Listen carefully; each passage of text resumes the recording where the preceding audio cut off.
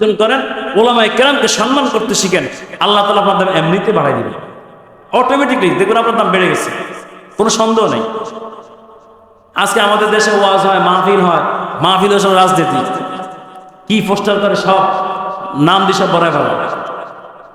আচ্ছা বলেন তো, যাদের নাম এই যে পোস্টারে আসে এরা কেউ ওয়াজ করে? কেউ বলেন, কেউ ওয়াজ করে? এদের নামটা এখানে কি দরকার, কি প্রয়োজন আছে? ইসলামকে নিয়ে তারা এত চালবাজি করে তারা নিজেরে ধরা খায়, নিজেরে কি খেয়ে যায়, ধরা খাই যায়। আমাদের দেশে যতগুলো মাহফিল হয়, চাঁদপুর বলেন, কুমিল্লা বলেন, চট্টগ্রাম বলেন, নোয়াখালী বলেন, দক্ষিণবঙ্গে যতগুলো মাহফিল হয়, কোনো মাহফিলের এই পোস্টারে কারো নাম আসে? নাম না আসলে টাকা দেয় বেশি আমাদের ওদিকে, আর নাম আসলে কত টাকা দেয়। সে বলে তুই আমার নাম কেন দিলি, আমার নাম কেন দিলি? আর আপনাদের গাজীপুর এলাকার নাম নিয়ে আমার নাম কেন আগে দিল না? এইগুলো হয় না? আমার নামটা কেন পরে আসলো, আমার নামটা কেন দিল না? ওই অমুকের নাম চমুকের অমুকে টাকা দিল। হাই হাই রে বাইরে, ইসলাম নিয়ে এত চালবাজি কেন করেন আপনারা? আমাকে বলেন, এত চালবাজি কেন? এই সমস্ত নেতা খেতে বাদ দিয়া কোরআন সুন্নাহ অনুযায়ী চলাফেরা করেন।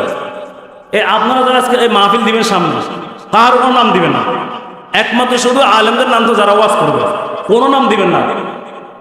যারা আপনারা মাহফিল করেন, কি রে ভাই নাম আসলো না, এক তার নাম পোস্টার চলে দেয় কত 100, মানে তার কাছে 100 টাকা বহুত বড় কিছু হয়ে গেছে।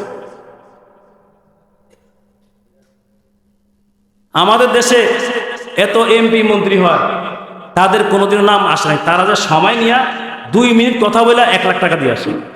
কয় লাখ টাকা দিয়ে আসে? 1 লাখ টাকা দিয়ে আসে মাহফিল, একটা নগদ হ্যান্ড ক্যাশ। আর এই দেশে কি করে, নামটা বড় করে ঘোষণা দেয়, আসলে 10 টাকা ঠিক মতো দেয় না, বুক কাঁপে, পকেটের টাকা বাড়িতে বুক কাঁপে। এদের দ্বারা কি হবে ইসলাম? কোনো উপকার হবে না ভাই। এটা মাহফিলের জন্য গেলে 10 টাকা চাইতে গেলে ব্যবসা করে, মসজিদের জন্য যখন টাকা চাই ও কমিটির সব খায় না, মাদ্রাসা গেলে কমদান সাহেব খেয়ে ফেলে সব টাকা। এই সমস্ত এই মন মস্তিষ্ক খারাপ নজর দৃষ্টিভঙ্গি সব বদলা ঠিক হয়ে যাবে ইনশাআল্লাহ। ইসলামের দিকে আসেন, আল্লাহর দিকে আসেন, আল্লাহ আপনাদেরকে দিবে। আর যত ইসলাম নিয়ে চালবাজি করবেন, রাজনীতি করবেন, আল্লাহ তো আপনাদের ধ্বংস করে দেবে। এটাই দুনিয়ার নীতি। ইসলামকে সবসময় সবার উপর রাখবেন। ইসলামের জন্য গেছে, ওয়াজ মাহফিলের জন্য গেছে, 10 টাকা 20 টাকা দিবেন। আপনাদের ধারা যদি ইসলাম টিকে থাকে, এটা সদকা জারিয়া কিয়ামত পর্যন্ত আপনাদের আমল না তার সব যেতে থাকবে।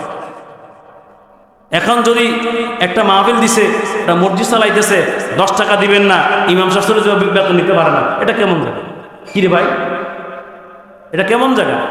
মসজিদে আসছেন শুক্রবারে, বাড়িতে টাকা দেন 5 টাকা, তার সিরা টাকা, যেটা সিরে গেছে কষ্টের দিয়া জোড়াতাই লাগে, এটা মসজিদ দান করে, ভালো টাকা দান করে না। অথচ আল্লাহ তাআলা কি বলে, তোমার প্রিয় জিনিসটা তুমি কি করো, প্রিয় টাকাটা তুমি আল্লাহ দান করো। আর আমাদের কোনটা, যার সিরা ফাড়া, এটা দিই।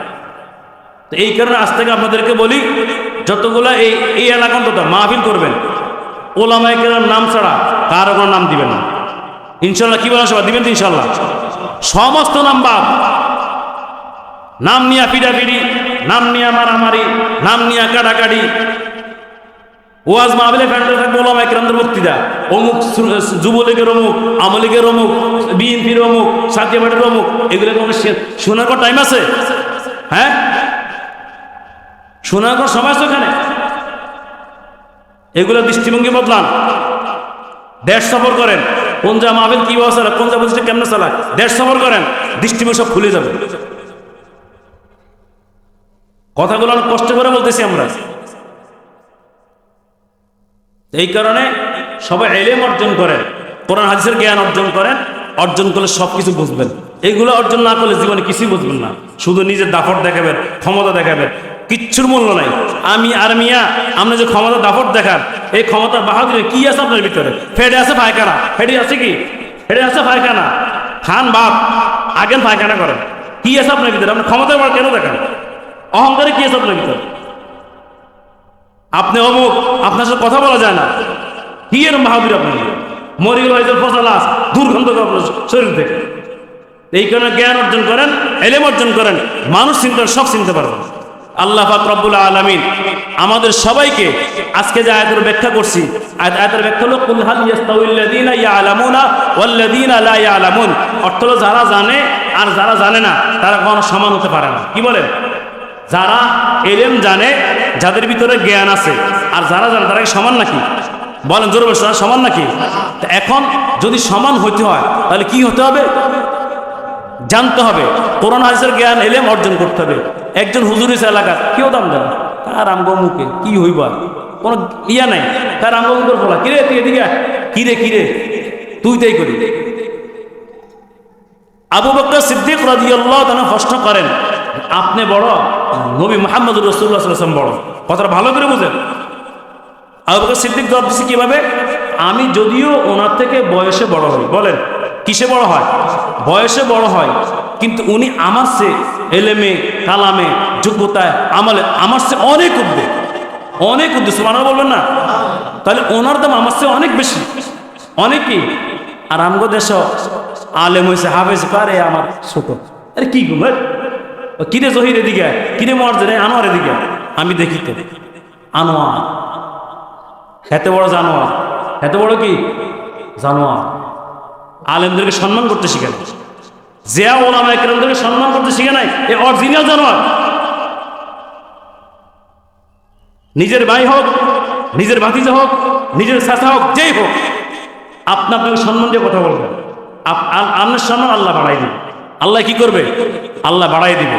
এই কারণে কখনো কোনো আলেমদেরকে হেয় করবেন না, প্রতিপন্ন করবেন না। আর ওয়াজের মাহফিলে কোনো সময় কোনো এই ফ্যান্ডেলা কারণ নামদান না আসে। বুঝছেন তো যে আমরা সবাই ইনশাআল্লাহ আল্লাহ পাক রব্বুল আলামিন আমাদের সবাইকে সঠিক মতো আমল করার তৌফিক দান করেন। আমিন। আমা তৌফিক ইল্লা বিল্লাহ। যারা সুন্নত মানে সুন্নত আদায় করেন।